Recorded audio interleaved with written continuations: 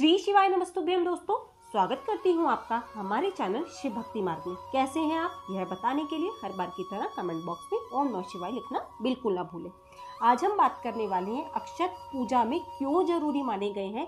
भगवान श्री कृष्ण क्यों कहते हैं कि सिर्फ अक्षत चढ़ाने से आपकी पूजा संपन्न मानी जाती है।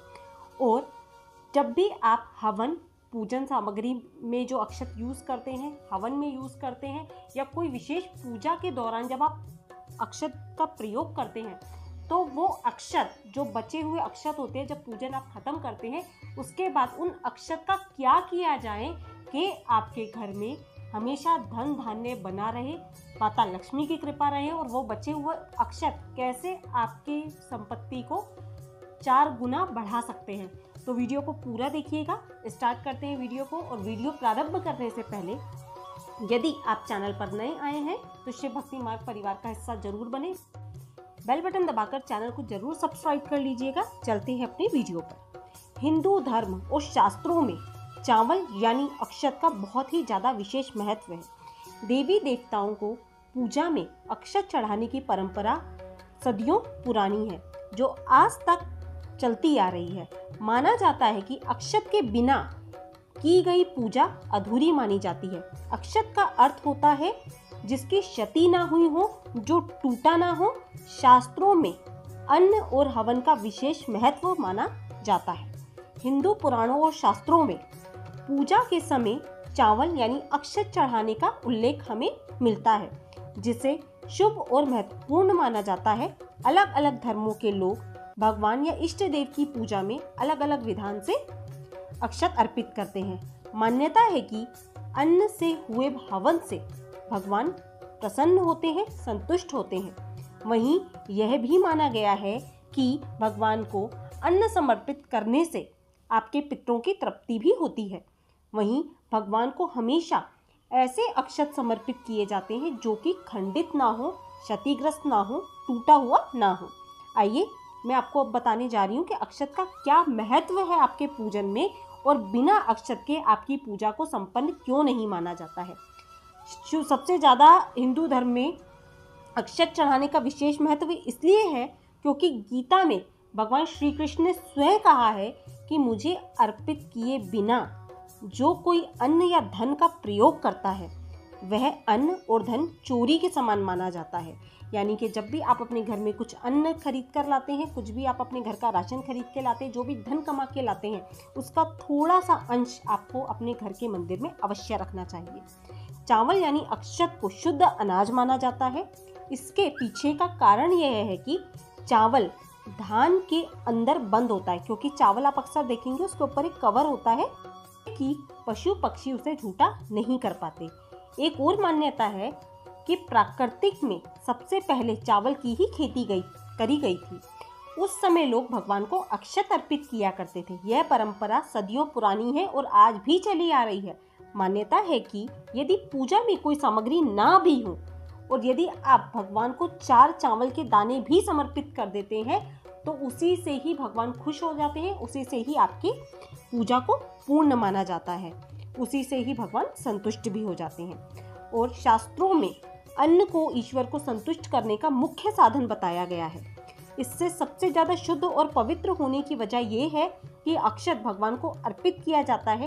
कहते हैं कि अक्षत ईश्वर को संतुष्ट करता है, वहीं भगवान को अन्न समर्पित करने से आपके पितृ भी तृप्त हो जाते हैं। भगवान की पूजा के समय हमेशा हमें साबुत अक्षत का ही प्रयोग करना चाहिए। ध्यान रखिएगा अक्षत टूटे ना हो। कई बार आप अक्षत भगवान को चढ़ाते हैं, उसमें कुछ दाने टूटे हुए भी होते हैं, तो पहले आप उन्हें छांट लें, उसके बाद ही भगवान को अक्षत आप समर्पित करें, क्योंकि यह एक सर्वश्रेष्ठ अन्न माना जाता है।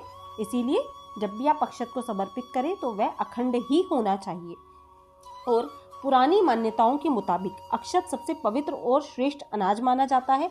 कहा जाता है कि देवताओं का सर्वप्रिय यह अन्न होता है और अनाज अर्पित करने से वह बहुत जल्दी प्रसन्न होते हैं और घर में सुख और समृद्धि का वास होता है। अगर पूजा में किसी सामग्री की कमी रह जाए तो उस सामग्री का स्मरण करते हुए देवता को सिर्फ आप अक्षत ही अर्पित कर दें, जिससे कि आपकी पूजा संपन्न हो जाए। और हवन से भगवान हमेशा संतुष्ट होते हैं। अगर आप अन्न का कोई हवन करते हैं तो ऐसा माना जाता है कि भगवान को अन्न अर्पित करने से घर में सुख और शांति बनी रहती है।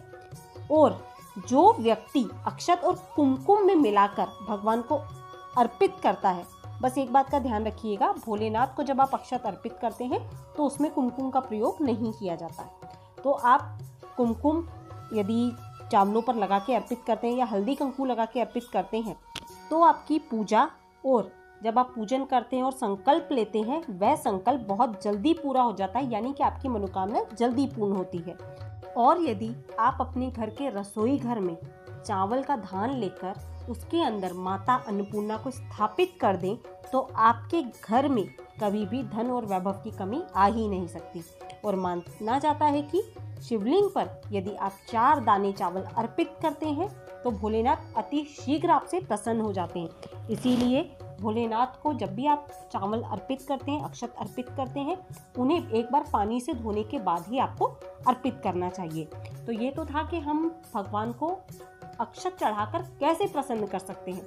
अब बारी आती है जब आप कोई विशेष घर में पूजन करवाते हैं। देखिए, पूजन 2 तरह से होते हैं। एक होता है कि आप अपने घर के जो मंदिर में रोज़ाना पूजा करते हैं, और एक विशेष पूजन होता है जब आप किसी पंडित या किसी विद्वान को बुलाकर अपने घर में अनुष्ठान करवाते हैं। तो उसमें जब आप कोई अक्षत रखते हैं, क्योंकि बिना अक्षत के तो आपकी पूजा संपन्न नहीं हो सकती, तो जब आप अक्षत रखते हैं पूजा घर से लेकर अपनी पूजा में, एक बात ध्यान रखिएगा, रोज़ाना की पूजा की बात नहीं कर रही हूँ मैं सिर्फ विशेष पूजा की बात कर रही हूँ।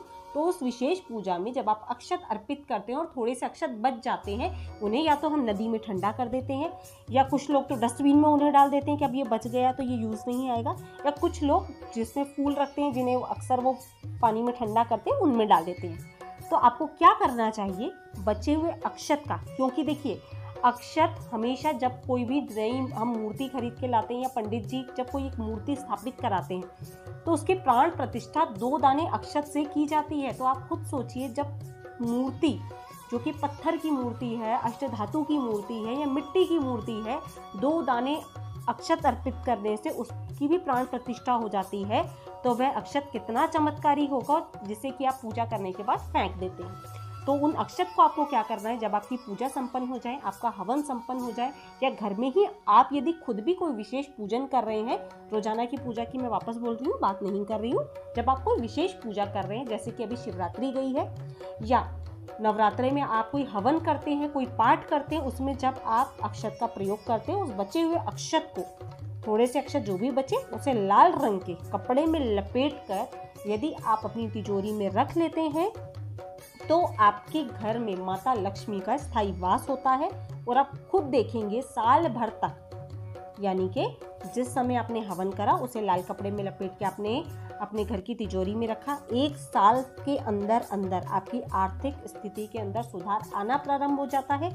आपके घर में धन धान्य से बरकत होना शुरू हो जाती है और आपकी जो आर्थिक स्थिति है और आपके घर में एक सकारात्मक प्रभाव पड़ता है और आपका घर नज़र दोष से भी बचता है।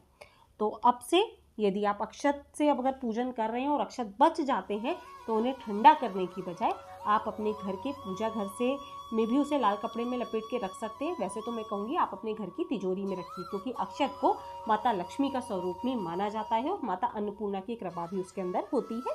और माता अन्नपूर्णा को माता गौरी का रूप यानी पार्वती का रूप माना जाता है। तो इसीलिए बचे हुए अक्षत को आप अपने घर की तिजोरी में रखें, वह आपके घर के लक्ष्मी की तरह मानी जाती है। तो आशा करती हूँ आपको ये जानकारी पसंद आई होगी।